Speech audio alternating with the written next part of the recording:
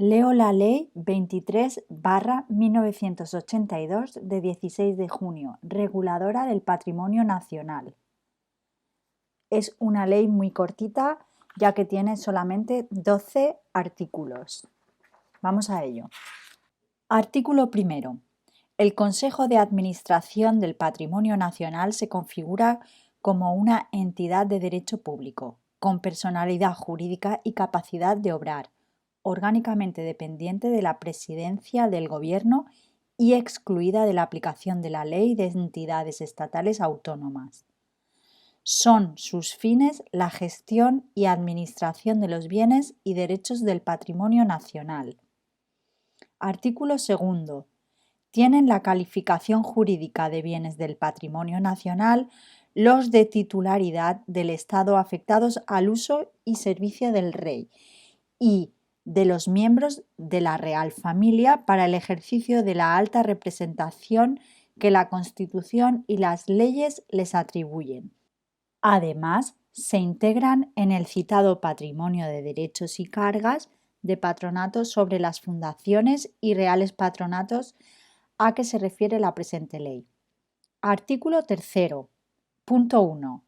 En cuanto sea compatible con la afectación de los bienes del patrimonio nacional a la que se refiere el artículo anterior, el Consejo de Administración adoptará las medidas conducentes al uso de los mismos con fines culturales, científicos y docentes. Punto 2. El Consejo de Administración velará por la protección del medio ambiente en aquellos terrenos que gestione susceptibles de protección ecológica. Punto 3. El Gobierno, a propuesta del Consejo de Administración del Patrimonio Nacional, aprobará un plan de protección medioambiental para cada uno de los bienes con especial valor ecológico y, en particular, para el Monte del Pardo, el Bosque de Río Frío y el Bosque de la Herrería. Punto 4. Solo por ley podrán desafectarse terrenos que se encuentren incluidos en los planes de protección medioambiental a que se refiere el número anterior. Artículo 4. Integran el patrimonio nacional los siguientes bienes. 1. El Palacio Real de Oriente y el Parque de Campo del Moro.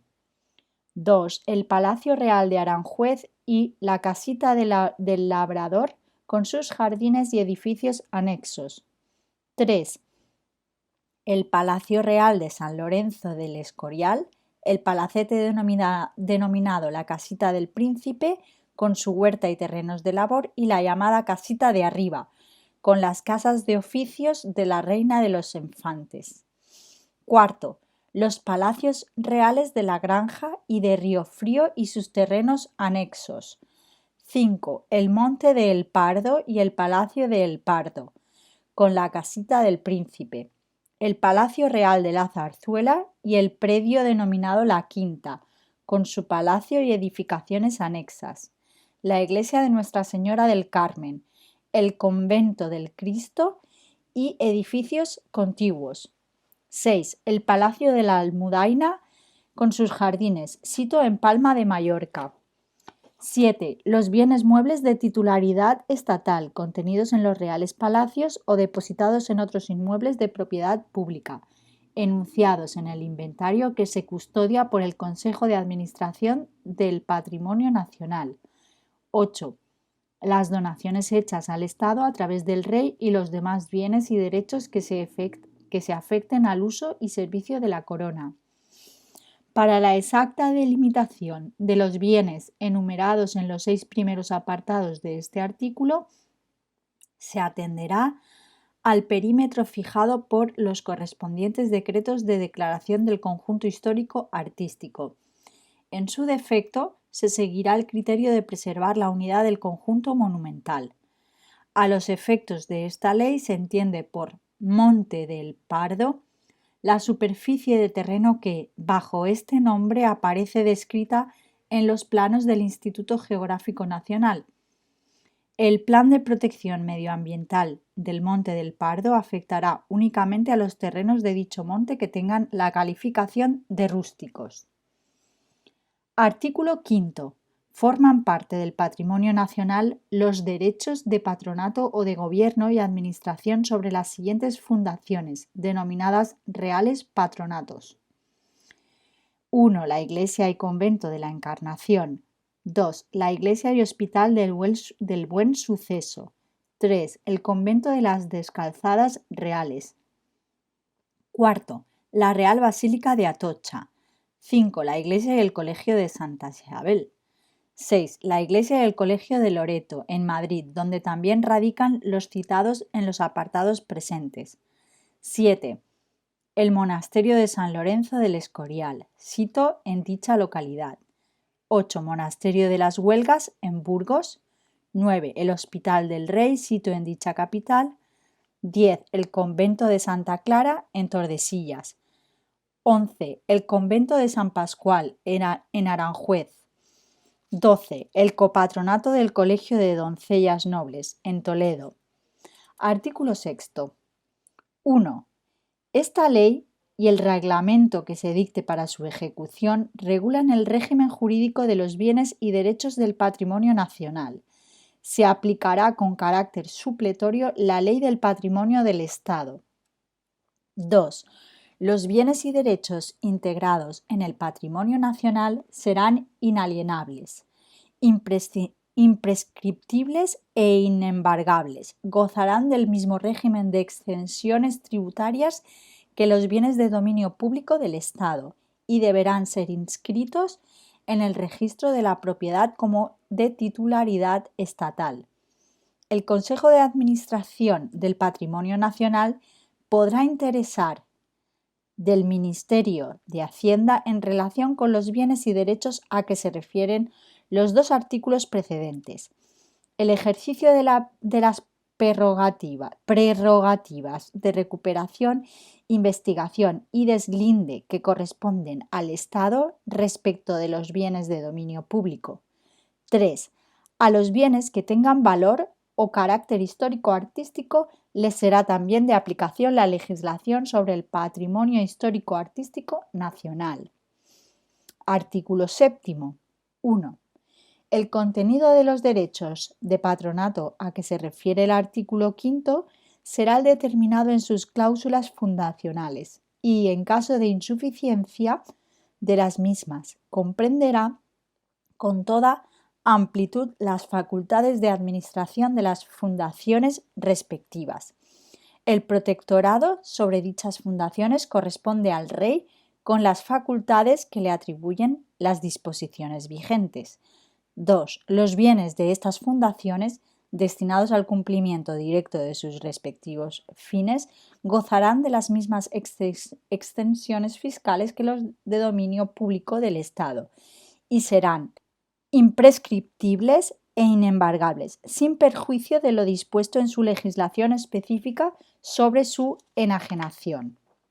Artículo 8. 1.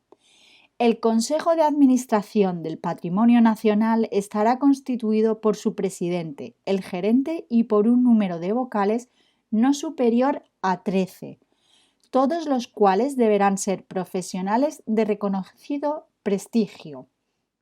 Al presidente y al gerente les será de aplicación lo establecido en el artículo 2 de la Ley 3/2015, de 30 de marzo, reguladora del ejercicio del alto cargo de la Administración General del Estado, debiendo realizarse su nombramiento entre funcionarios de carrera del Estado, de las comunidades autónomas o de las entidades locales, pertenecientes a cuerpos clasificados en el subgrupo A1.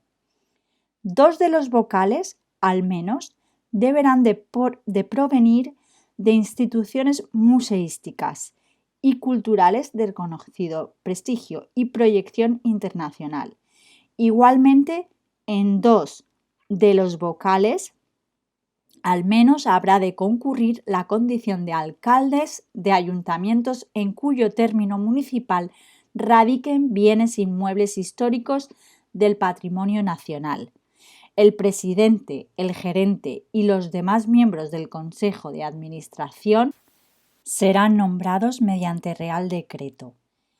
previa deliberación del Consejo de Ministros a propuesta del presidente del Gobierno. 2. Corresponde al Consejo de Administración a. La conservación, defensa y mejora de los bienes y derechos del patrimonio nacional. B. El ejercicio de los actos de administración ordinaria que sean necesarios para la adecuada utilización de los bienes. C. La jefatura del personal, tanto funcionarios como contratados en régimen laboral. D. Dictar las normas necesarias para la organización y funcionamiento de las distintas dependencias, así como dirigir e inspeccionar estas. E.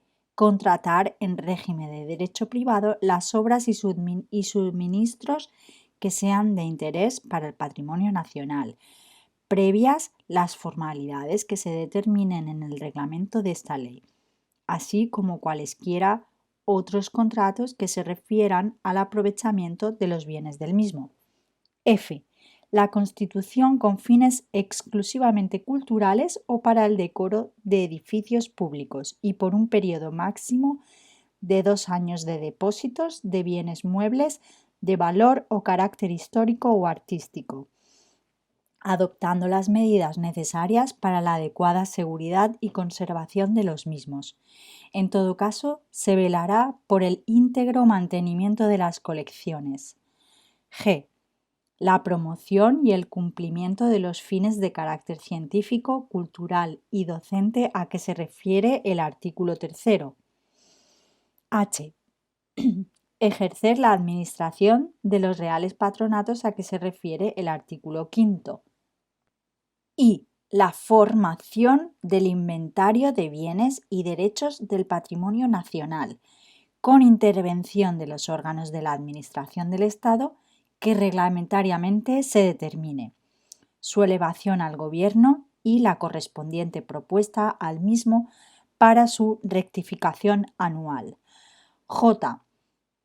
La propuesta al Gobierno de afectación de bienes muebles e inmuebles al uso y servicio de la Corona. K.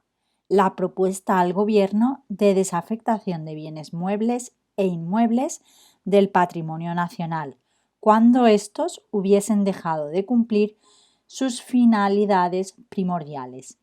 En ningún caso podrán desafectarse los bienes muebles o inmuebles de valor histórico artístico. L.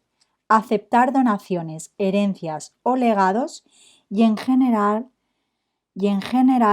acordar las adquisiciones a título lucrativo de cualquier clase de bienes. La aceptación de herencias se entenderá hecha a beneficio de inventario. M. Elaborar y aprobar con carácter anual el anteproyecto de presupuesto del patrimonio nacional y remitirlo al Gobierno para su posterior inclusión en los presupuestos generales del Estado. N. La adopción de las medidas necesarias para el uso y gestión de los espacios naturales, en ejecución de los planes de protección medioambiental a que se refiere el título 3. Artículo 9.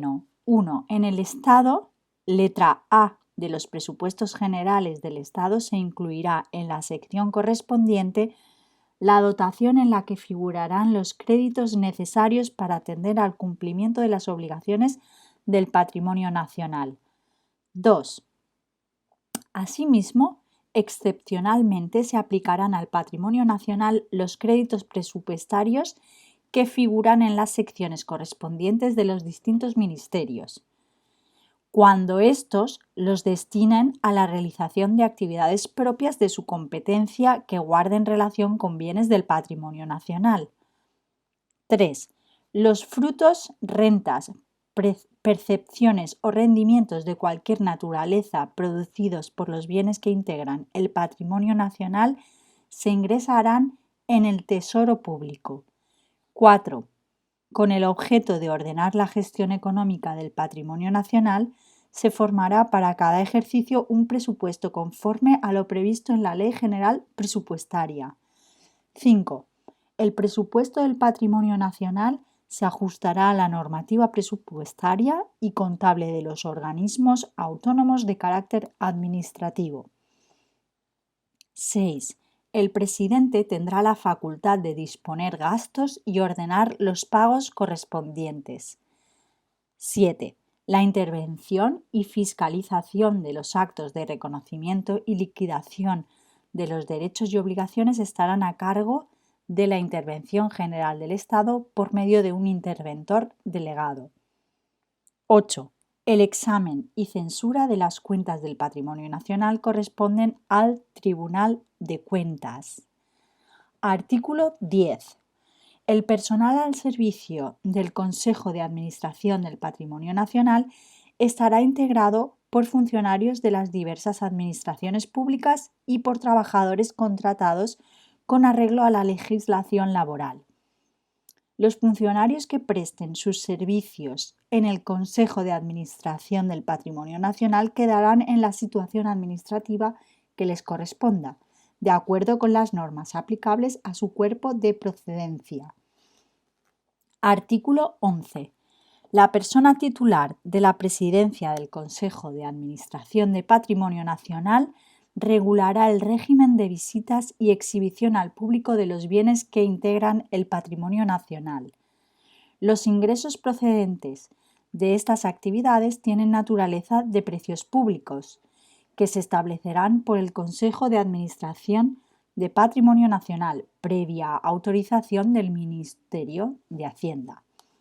Asimismo, el organismo podrá acordar la cesión o depósito temporales de bienes muebles de patrimonio nacional, en virtud de convenio con otras instituciones públicas o de contratos con entidades privadas, que se regirán por el derecho privado.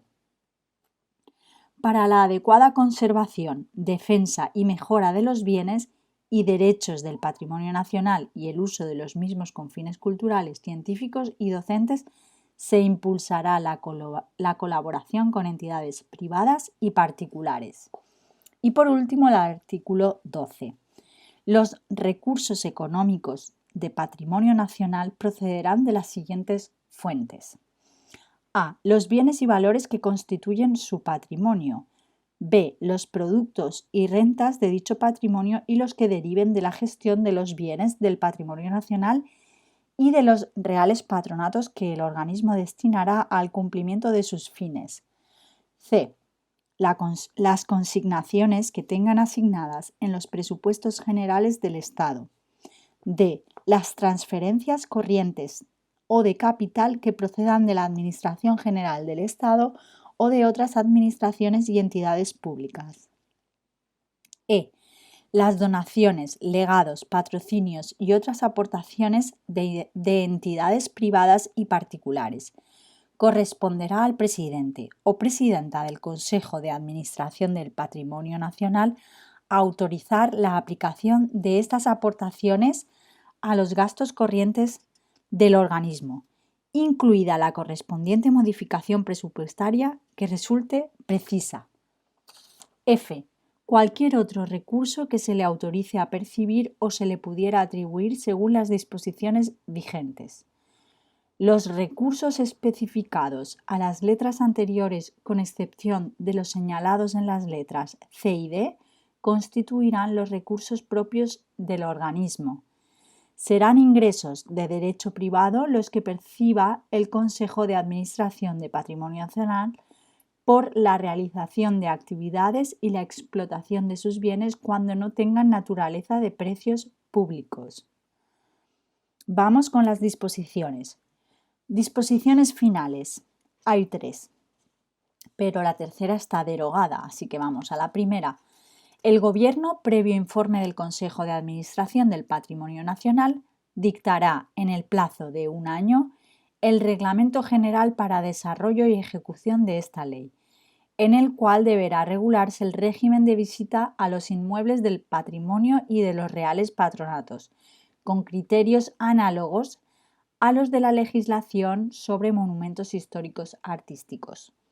Segunda, a los efectos prevenidos en la disposición transitoria segunda, Se entenderán exclusivos del perímetro del Monte del Pardo los terrenos que a la entrada en vigor de esta ley se encuentren arrendados o cedidos a cualesquiera entidades, cuya relación se establecerá reglamentariamente. Hay dos disposiciones transitorias.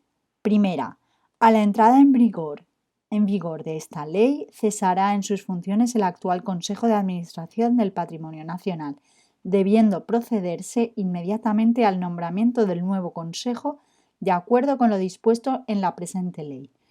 La segunda, los bienes afectados al patrimonio nacional con anterioridad a la entrada en vigor de esta ley, no incluidos en la relación del artículo 4, se integrarán en el patrimonio del Estado, salvo en el caso de los montes, cuya titularidad quedará transferida al Instituto Nacional para la Conservación de la Naturaleza.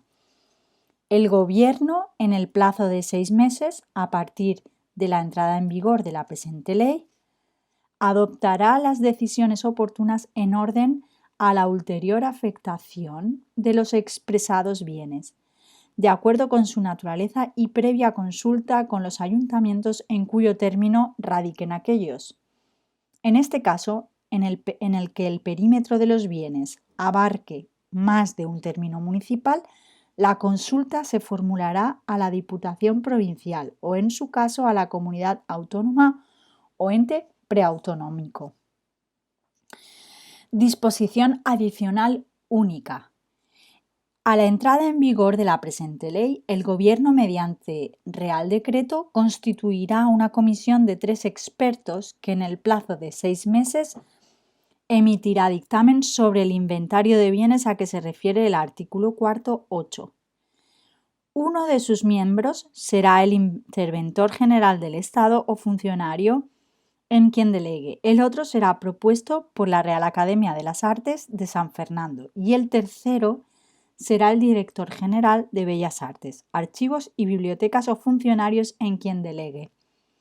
El dictamen se someterá al Gobierno, quien lo remitirá a las Cortes Generales.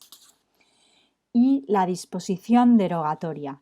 Quedan derogadas la Ley de 7 de marzo de 1940 y cuantas otras disposiciones se opongan a lo establecido en la presente ley.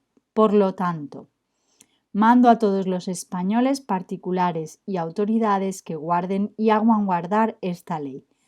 Palacio de la Zarzuela, Madrid, a 16 de junio de 1982.